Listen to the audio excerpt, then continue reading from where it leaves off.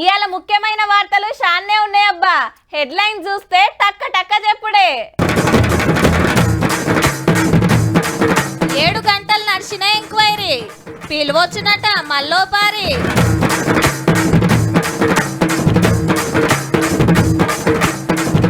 Trending లో లొట్ట piece కథ, ఈనాల్సిందే ఊరోళ్ళ ముచ్చట.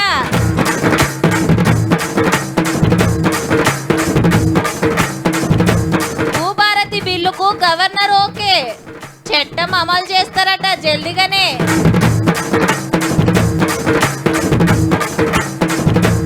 పండుగకుందట సరిపోను స్టాక్, రేట్ల మీద ఏం చేస్తుందో సర్కార్.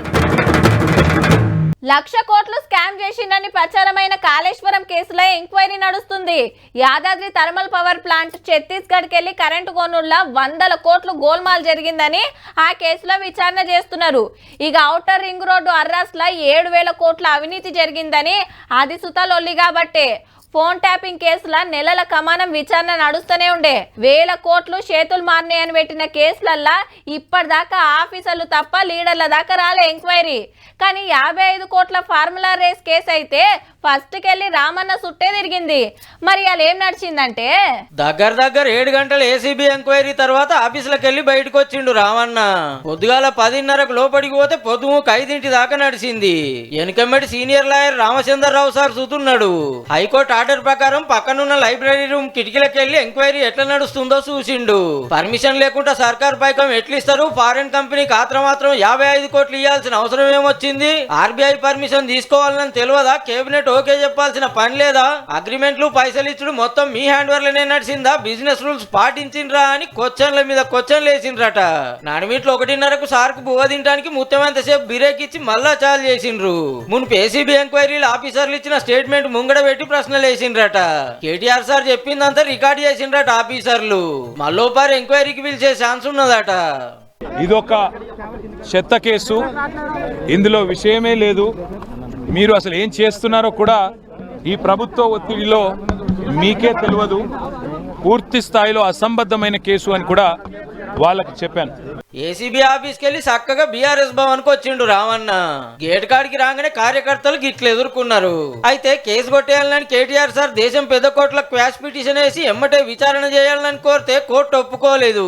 ఈ నెల 15 నాడు విచారణ చేస్తామని చెప్పిండు జడ్జి సారు. ఆ తెల్లారే కేటీఆర్ సార్ ఈడీ ఎంక్వైరీకి పోయేది ఉన్నది. 82 ప్రశ్నలు అడిగిండ్రు. కాకపోతే పాడిందే పాటరా అన్నట్టు అడిగిందే మళ్ళీ అడుగుడు తప్ప కొత్త విషయం ఏం లేదు. మీరు ఎన్నిసార్లు పిలిచినా ఎన్నిసార్లు రమ్మన్నా వస్తా. ఇదే కేసులో అరవింద్ కుమార్ సార్ ఇవాళ ఈడీ విచారణకు పోతే సార్ను సుధా గివ్వే క్వశ్చన్లు అడిగిండ్రట. మొత్తానికి ఇవాళ కార్ రేస్ కేసు పొద్దుటి సంది 4th గేర్ మీద నడిచి పొద్దుముక బిరేకులు పడ్డాయి. ఇక మళ్ళొచ్చే బేస్తారు ఉన్నాడు ఎంక్వైరీ రేస్ ఎట్లా నడుస్తుందో.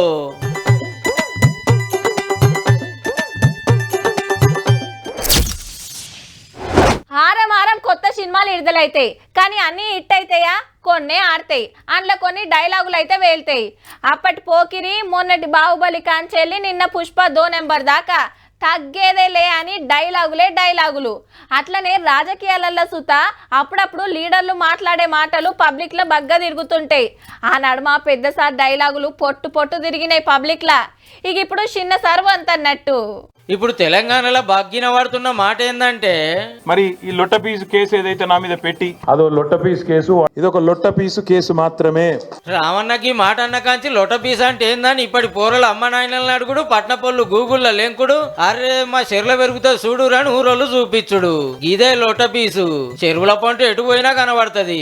చూస్తానికి ముద్దుగా పూలు పూస్తాయి, కట్టిరుస్తే పాలు వస్తాయి. మరి దీంతో ఏం ఫాయిదా? చెట్టుకా పేరెట్లొచ్చింది, అసలు లొట్ట పీస్ అని ఎందుకంటారని ఊరోళ్ళని మందలి లొట్ట పీస్ కేటారు అట్టు పనికి మళ్ళీ అన్నట్టు. అంటే ఒక బేకార్గా ఉండటోని, లేకుంటే వాళ్ళ దగ్గర ఏమి గతి లేకపోతే, లేకుంటే దేనికి పనికి రానోడు, చదువు రానోడు ఉంటే అరే గార్డెన్ లొట్ట పీసు కాడ అందరు ఎందుకు, లేకుంటే వాళ్ళ తాను ఏముందిరా లొట్ట పీసు మందిని అంట లొట్ట పీసు అంటే అది చెట్టు అది తొర్రు ఉంటది కదా, లొట్టు ఉంటది కదా, అందుకని అంట. కోపం వస్తే లొట్ట పీసుగా. చెట్టుతోని మనుషులకు జీవరాశికి పైసా ఫాయిదా ఉండదట. ఓ దూడే పని తినది, ఓ జీవరాశి తినది, ఏమిటి పనికి రాదు. అది ఏంటి పని చేయి, ఆ పొయ్యిలు పెట్టనీకి రాదు, దాన్ని వాసన పడదు, ఏమిటి పని చేయాలి. అది పొయ్యిలో పెడితే కూడా కళ్ళు పోతాయి. మరి పనికిరాని చెట్టు ముచ్చట పాత మంత్రి గారు ఎందుకు ముంగటేసుకున్నారంటే ఆయనకు నచ్చలేదు, కేసు నచ్చలేదు, ఆ పార్టీ నచ్చలేదు. ఎవరైనా అంటాం అది నాకు నచ్చలేదు అనుకో, ఇదేంతరా రొట్టెపీస్ చెట్టు అంటాం. వ్యవసాయదారులకు వాడుకునే మాట ఆయన మరి ఆయనకి ఎట్లా యాదకొచ్చిందో అంటే అట్లాంటి పదాలు వాడొచ్చా? ఆడేది కాదు అది. గీదుల్లా లోటపీస్ కథ ఈడికిని మర్చిపోన్రిగా, ఎందుకంటే ఇది లోటపీస్ ముచ్చటే. మరి లొట్ట మీసి పాత్ర ఏం చేసినావు, ఏం తెచ్చినావురా ఇట్లా అడుగుతాం. ఎంఆర్ఓ కాడికి పోతే ఆర్డీఓ దగ్గరికి పోవాలంటారు, ఆడికి పోతే కలెక్టర్ దగ్గరికి పంపిస్తారు, అటు పోతే మళ్ళా ఆర్డీఓ దగ్గరికే మళ్ళా కొడతారు. తిరిగి తిరిగి ఆస్టగొన్నారు రైతులు. భూములు విరాసత్ కాక ఉన్న భూమి కంటే తక్కువ చూపించుడు, పేర్లు తప్పుపడుడు, అప్పుడు ఎప్పుడో కొన్న భూములు ఇంకా పాతోళ్ళ పేరు మీదనే చూపించుడు. ఏ ఒక్కటేంది చిన్న తిప్పలు కాదు రైతులది. ఈ కాంచెల్లి గవన్నీ తశ్వగా పోతున్నాయిగా. భూభారతి బిల్లుకు ఓకే చెప్పిండు గవర్నర్ సారు. సంతకం పెట్టిన బిల్లు కాపీ రాజ్ భవన్ కెళ్లి మంత్రి పొంగులేటి సరుకు చేరింది. జల్లిగానే కొత్త చట్టం అమలు చేస్తారట. మొన్న అసెంబ్లీలో పాస్ చేసి గవర్నర్ కు పంపితే బిల్లు మొత్తం చదివి అన్ని వివరాలు చెకింగ్ చేసినాక ఓకే చేసిండన్నట్టు. పాత సర్కార్ల తెచ్చిన ధరణి జాగల ఇక భూభారతి పనిచేస్తదన్నట్టు. ధరణిల వివరాలు తప్పుబడి భూమి ఉన్న పట్టా పాస్బుక్లు రానోళ్లకు అన్ని వివరాలు కరెక్ట్ గా ఆన్లైన్లకు ఎక్కించి కొత్త పాస్బుక్లు ఇస్తారట. ధరణిలో ఎత్తేసిన అనుభవదారుడి కాలం భూభారతిలో మళ్ళా పెడుతున్నారు. భూమి పంచాదులు రాకుండా మళ్ళా పక్కా సర్వే చేపిస్తారట. కొత్త రికార్డులు ఆన్లైన్లకు ఎక్కిస్తారట. ఏదన్నా తప్పుపడ్డా ఎమ్మటే సరి చేసే ఛాన్స్ ఉంటదట. సాదా బైనామాలు రెగ్యులరైజ్ చేస్తానికి దరఖాస్తు పెట్టుకున్న 9 లక్షల మంది రైతులకు ఫాయిదా చేయబోతున్నారు. చేయవలసిందే. ధరణి తోటి అంత చక్కగా చేస్తామని కారోళ్ళు మా గొప్పగా తీసుకొస్తే దాని కథ ఎట్లున్నదో ఖుద్దు సీఎం సారే అసెంబ్లీలో సాటింపేసే. గెట్టు పంచాదులు పోతాయంటే అంతకు మించి పంచాదులు మోపు కాబట్టి భూమి కబ్జాలు పెట్టిండ్రని రోజుల కమానం తిరిగినా పట్టించుకోరైరి. అందుకే ధరణిని బంగాళాఖాతం లేచి భూభారతి తెచ్చినమంటున్నారు. కొత్త చట్టం ఎప్పటికెళ్ళి అమలైతుందో గాని మళ్ళో పారి రైతులకు తక్లీఫ్ కాకుండా చూడుండి సార్లు.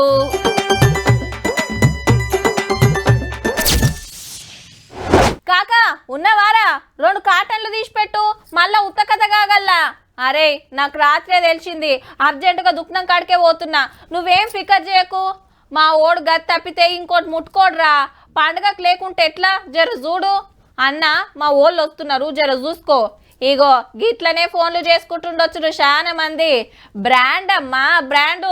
కొందరికి అది ఉంటేనే కిక్కు. మరి బీర్లు తాగేటోళ్ళు కింగ్ ఫిషర్ బీకర్ పట్టుకుందుల్లో జల్దిగానే మందు దుకాణాలకు సప్లై ఆగొచ్చునట.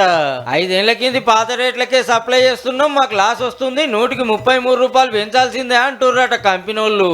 గదే ముచ్చట అబ్కారీ మంత్రి జూపల్లి సార్ని అడిగితే ఆ ప్రకారం పెంచితే ఈ రోజున ఉన్నటువంటి ప్రైజ్ 150 రూపాయలు. వాళ్ళు పెంచమని అడిగిన ప్రకారం చేస్తే 210 రూపాయలు. స్ట్రాంగ్ ప్రీమియం బీర్ సంబంధించి ఇప్పుడు 160 రూపాయలు.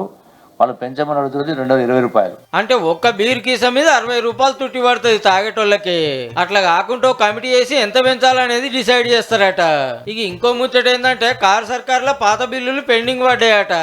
గత ప్రభుత్వ హయాంలోనే ఈ ఒక్క కంపెనీకే అంటే 7 డిసెంబర్ 2023 వరకే 407.34 లక్షల బకాయి ఉండింది. ట్యాక్స్ల పేరు మీద సర్కార్ గాళ్ళ పెట్టి నింపుకున్నారు కానీ సప్లై చేసిన వాళ్ళకు బిల్లులు ఇచ్చుడు మరిచిండ్రు అన్నట్టు. ఎట్లా చేస్తారో కానీ పండుగకు తాగేటోళ్ళ నోటికాడి బీరు ఎత్తగొట్టకుండా చూడు సారు జరా.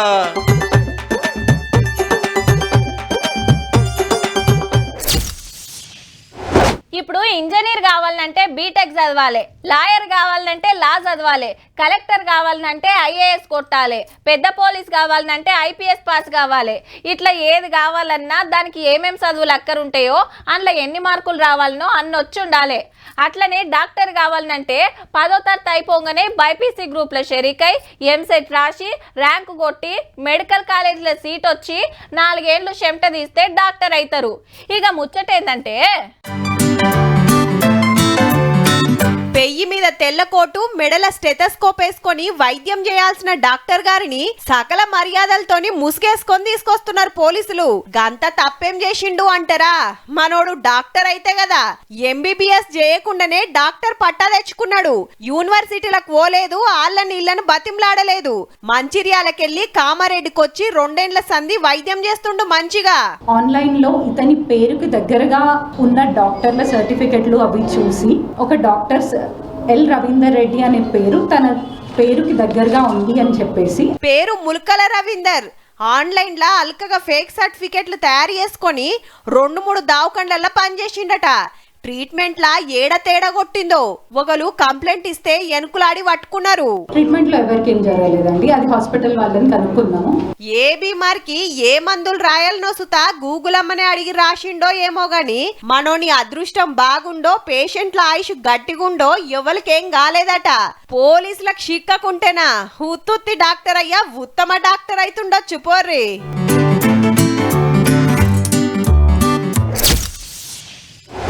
అభిమానులు సెల్ఫీలు అడిగితే ఫోన్లు గుంజుకునేటోళ్ళు ఒకళ్ళు, దవడలు వలగొట్టేటోళ్ళు ఇంకొకళ్ళు. పుట్టినరోజు నాడు శుభాకాంక్షలు చెప్పొద్దామని ఇంటికొస్తే బయటికి వచ్చి ముఖం కూడా చూపియనోళ్ళు ఒకళ్ళు, షేక్ హ్యాండ్ ఇస్తే చేయి పక్కకు గుంజుకునేటోళ్ళు ఒకళ్ళు. గిట్లుంటారు కొందరు. ఇక స్టేజ్ మీద డైలాగులు మాత్రం ఖతర్నాకుంటాయిల్లో.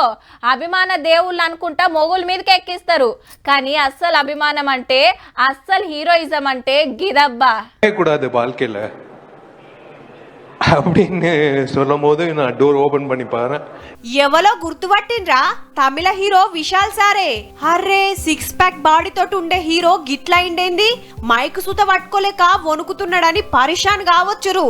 ఇక సోషల్ మీడియాలనైతే ఈ వీడియో మస్తు గిరికలు కొట్టింది. హీరో గారికి ఏదో అయిపోయింది, విశాల్ చేసిన తప్పేందో తెలుసా, కండిషన్ సీరియస్ ఏనట అని పనిలేని సోడిగాళ్ళు ఎచ్చి పచ్చి రాసుకొచ్చిండ్రు. అసలు ముచ్చట ఏందంటే హీరోకు డెంగ్యూ జ్వరం వచ్చిందట, గందుకే బరువు తగ్గిపోయిండు. అయితే సారు యాక్ట్ చేసిన ఓ కొత్త సినిమా పండుగకు విడుదల చేస్తున్నారు. సినిమా ప్రమోషన్ కోసం అభిమానులతోటి ఓ మీటింగ్ పెడితే పానం సుస్తైనా అట్లనే వచ్చిండు. ఫ్యాన్స్ చూసి మస్తు షాక్ అయినరట. పాపం నిలబడతానికి కూడా వశపడతలేదు. ఇప్పుడు దావుకన్లా ట్రీట్మెంట్ నడుస్తుంది సారుకు. మంచిగా రెస్ట్ తీసుకోవాలి, బలంగల్ల తిండి తినాలి, గంతే, ఫికర్ పడాల్సిన పని లేదని చెప్పిండ్రు డాక్టర్లు. ఇయాల రేపు సినిమా తీసినమా కోట్ల రూపాయలు తీసుకున్నామా అవతల పడ్డమా అన్నట్టే ఉంటారు కొందరు. సినిమా ఫంక్షన్లకు రమ్మంటే సుత కష్టమే. కానీ గిసొంటి పరిస్థితుల సుత నా సినిమా మంచిగాడాలి, పైసలు పెట్టిన నిర్మాతకు 4 రూపాయలు మిగిలాలని ప్రమోషన్ కొచ్చి ఫ్యాన్స్ కు 4 ముచ్చట్లు చెప్పిండంటే తారీఫ్ చేయాల్సిందే. సినిమా ముచ్చటే కాకుండా జర పానం సుత చూసుకోసారు.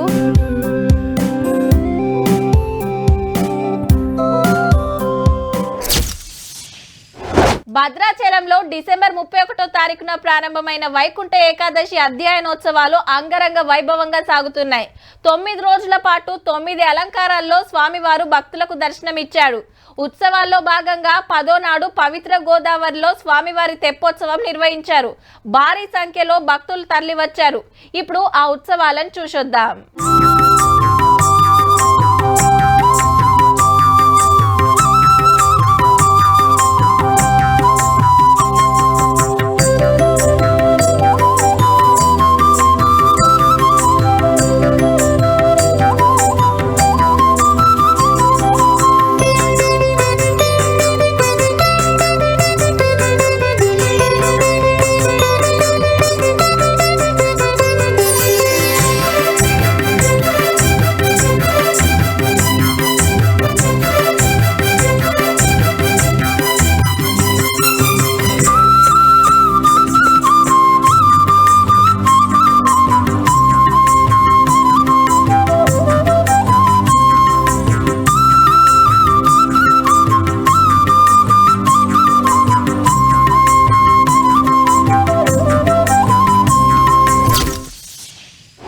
దొంగనల పంతనం ఎట్లుంటదంటే, ఏదన్నా ఇల్లుకో దుకాణానికో సూటి పెట్టిరంటే మళ్ళా ఆ ఏరియాలో భూతద్దం పెట్టి ఎంకులన్నా గానరారు. పూసుక్కున గుర్తుపట్టిరా అంటే ఈపులు సాఫ్ అవుతాయని. ఓ తాన దొంగతనం చేసిరంటే ఎమ్మటే ఆడకెళ్ళి జారుకుంటారు. పోయిన పని కాలేదనుకో ఇంకో ఇల్లు చూసుకుంటారు. ఆడేమన్నా దొరికితే సంచిలో చదురుకొని అవతల పడతారు. ఆడసుత ఏం పడకుంటే ఇవాళ లేచిన గడియ మంచిగా లేదేమో అనుకొని సప్పుడేకి వెళ్ళిపోతారు. కానీ కొందరు అట్లుండరు. భర్తలు పడ్డక్కనే ఇంటి బాట పడతారు. ముచ్చట ఎరికయ్యే ఉంటది. నల్గొండ జిల్లా మునుగోడుల మునుంబెట్టి ఊడ్చుకవేండ్రు దొంగన్నలు. ఒక్కనాడే 5 ఇండ్లకు సూటి పెట్టిండ్రు. మరి మునుగోడులా ఓ 3 ఇండ్లు దోసుకుంటే వడ్డెరగూడెంలా ఇంకో 2 ఇండ్లకు నాసు పెట్టిండ్రు. బంగారం 12 తులాలు అయ్యింది, నగదు 70,000 దాకా పోయినాయి. ఈ అక్కోళ్ళింట్ల 12 తులాల బంగారం, అలా స్వీట్ షాప్ లా 70,000 పైకం, ఇంకొకల ఇంట్లకు జొర్రి 60,000 అరకిల ఎండెత్తుకవేండ్రట. పక్క పొంటే ఉండే ఫారెస్ట్ ఆఫీసులకు సుత జొర్రిరంటే చూడురిగా ఎంత పనిమంతులు. అట్లనే వడ్డెరగూడెంలా ఒకలింట్ల 2,50,000, అదే ఊర్లా ఒకళ్ళ ఇంటికాడ పెట్టిన బైక్ కొట్టేసిండ్రట. అద్దమ్మ రాత్రొచ్చి అందిన కాడికి సదురుకోపోయిండ్రన్నట్టు. లబ్బ మొత్తుకుంటా స్టేషన్ పోయి కంప్లైంట్ ఇస్తే పట్టుకునే పనులున్నారు పోలీసులు. పండుగకు ముందే గీ తీర్ల జోరు చూపిస్తున్నారంటే ఇక సంక్రాంతికి ఇంకెన్నింట్లకు సూటి పెడతారో. పండుగకు ఊర్లకు పోయేటోళ్ళు పైలముల్లో. చూసిండ్రు కదా, ఇక ఇయాల్టి 3 వార్తలు ఉంటా. మళ్ళా నమస్తే.